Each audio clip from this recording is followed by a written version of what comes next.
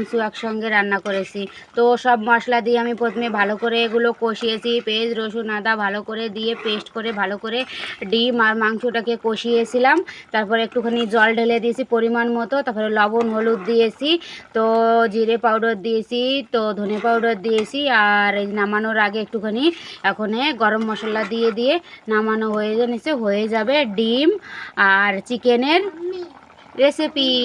তো তোমরা অবশ্যই একবার ট্রাই করতে পারো। আমি যেভাবে রান্না করেছি তোমাদের তো বলেই দিলাম আমি কীভাবে রান্না করেছি। তো তোমরাও প্লিজ একবার রান্না করে তোমরা অবশ্যই ট্রাই করে দেখো, খেয়ে দেখো, অবশ্যই ভালো লাগবে।